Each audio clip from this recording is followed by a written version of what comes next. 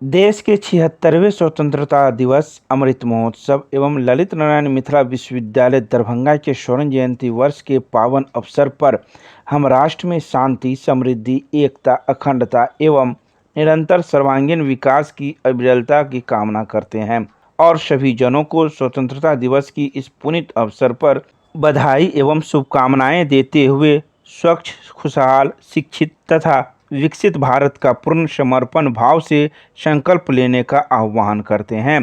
Professor Surendra Pratap Singh, कुलपति, ललित नारायण मिथिला विश्वविद्यालय, दरभंगा।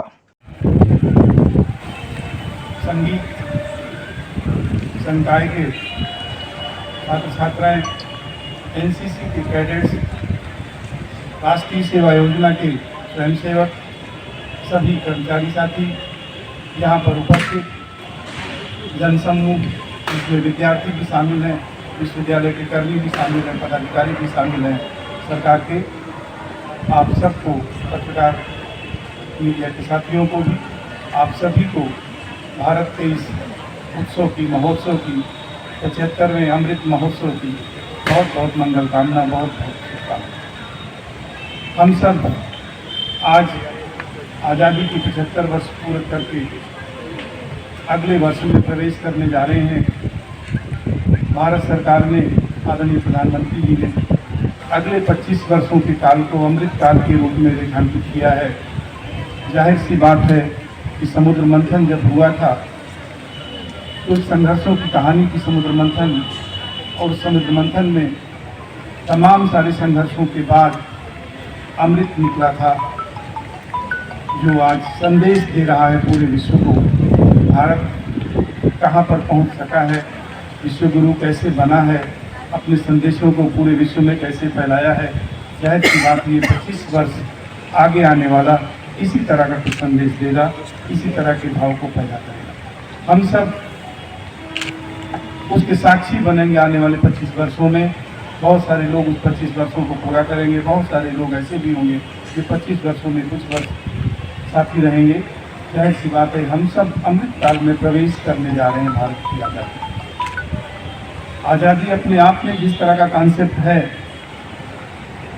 वो सब जगह काम आता है। कोई भी ऐसी जगह नहीं है जहाँ आज़ादी का महत्व ना होता, क्योंकि सारी बातें, भारत की जो भी चीज़ें थी वो उसकी विचारधारा से थी, विचार तत्व से। ये तत्व जो विचार से संबंधित है, वो तत्व जो विचारों को पैदा करता है, मन में उलझन लाता है, मन में संघर्ष लाता है, आगे बढ़ने की प्रेरणा देता है, विजेता बनाता है। तो पूरा करने के बाद विजेता बनाता है, और विजेता बनने के बाद हम जो भी चाहते हैं वो सब हम हासिल करने में सक्षम होते हैं, समर्थ होते हैं। जाहिर सी बात है कि 25 वर्ष का ये काल हमारे उन सारे तत्वों को, जो भारत का विचार तत्व है, उसकी प्रधानता को लेकर के चलेगा। उस विचार तत्व से बहुत सारी बातें जो हम संघर्ष के रूप में अनहोनी समझते हैं, अपूर्णीय समझते हैं, वो सब उसकी बातें हमें बहुत सहजता से और बहुत ही सजगता के साथ प्राप्त होगा। जाहिर सी बात है, ये सारा काल जो आज़ादी हमें मिली है, जिन लोगों ने अपने प्राणों की आहुति देकर के इस आज़ादी को दिया है, वो सहज नहीं है। जब हमें किसी काम में दायित्व को मिलता है, हम उस दायित्व को निभाता चाहते हैं, तो तमाम सारे संघर्ष उस दायित्व को निभाने में बनते हैं। और दायित्व को निभाने में बोल ये होता है, दो तरह की विचारधारा चलती है। एक तो ये चलती कि हमें अधिकार दीजिए तब हम काम करेंगे, और कुछ ऐसे भी होते हैं कोई अधिकार की ज़रूरत नहीं है, जो काम वास्तव में हम कर सकते हैं वो सारे अधिकार हमारे लिए प्राप्त हैं, हमें मिले भी हैं। जब ये संघर्ष हम करते हैं कि पहले अधिकार होगा या पहले कर्तव्य होगा, तो जाहिर सी बात है, जो भारत का दर्शन है वो कर्तव्य की प्रधानता का देश है, गीता का देश है। तो जाहिर सी बात है, उन्हें कर्तव्य हमारे नंबर 1 पर आते हैं। जिस दिन कर्तव्य नंबर 1 पर हमारे साथ जुड़ेंगे, उसके बाद हम अधिकारों की मांग करना छोड़ देंगे, क्योंकि कर्तव्य करने के बाद वो अधिकार अपने आप आते हैं, क्योंकि संघर्ष के बाद एक ऊर्जा मिलती, वीरता का बोध होता है। ऐसी स्थिति में हम सब इस कल्पना के साथ आगे बढ़ने की कोशिश करेंगे। और भारत, जाहिर सी बात है, युवाओं का देश है। इस समय इससे युवा देश पूरे विश्व में कोई दूसरा देश नहीं है जिसकी युवाओं की संख्या इतनी ज़्यादा हो, लगभग 60% से ज़्यादा जहाँ पर युवा हो। ऐसी सप्तसप्ततितमं स्वातन्त्र्यदिवसम् आयोजयामः।